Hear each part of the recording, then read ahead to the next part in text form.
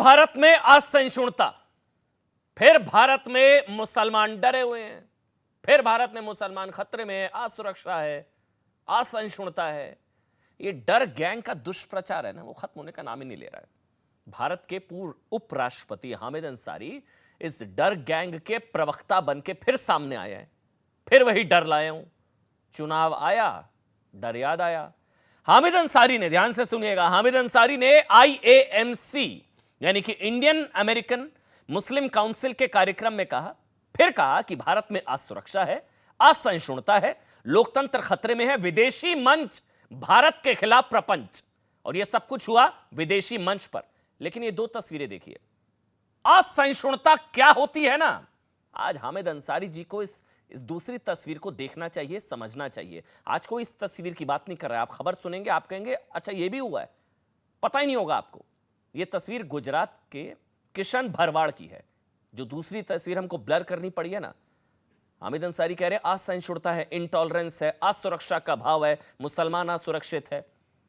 दूसरी तस्वीर जो है वो गुजरात के किशन भरवाड़ की है, हत्या कर दी गई।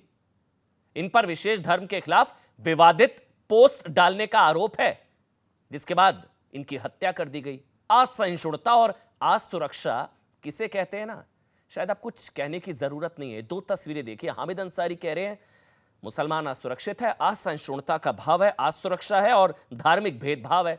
दूसरी तस्वीर हम आपको दिखा रहे हैं गुजरात की, जहां पर विवादित पोस्ट डालने पर किशन भरवाड़ की हत्या कर दी गई। अभी कुछ दिन पहले बेटी लावण्या के साथ तमिलनाडु में क्या हुआ, कन्वर्जन नहीं करने पर उसको इतना प्रताड़ित किया गया कि उसने आत्महत्या कर दी गई, उसने आत्महत्या कर ली। यह होती है असहिष्णुता हामिद अंसारी जी, जिस पर पूरे देश में ना भयानक सन्नाटा है, कोई बात करने को तैयार नहीं है। विवादित पोस्ट डालने पर हत्या कर दी गई, कोई बात करने को तैयार नहीं है। लेकिन हामिद अंसारी जी के लिए ना असहिष्णुता ये नहीं है, उन्हें भारत में डर लग रहा है, असहिष्णुता दिख रही है, भारत में धार्मिक भेदभाव दिख रहा है। बीजेपी का राजनीतिक वर्चस्व का मतलब हिंदुओं का एकाधिकार है, राष्ट्रवाद से दिक्कत है, हिंदुओं के एकाधिकार से दिक्कत है, धार्मिक भेदभाव है, असुरक्षा है, असहिष्णुता है।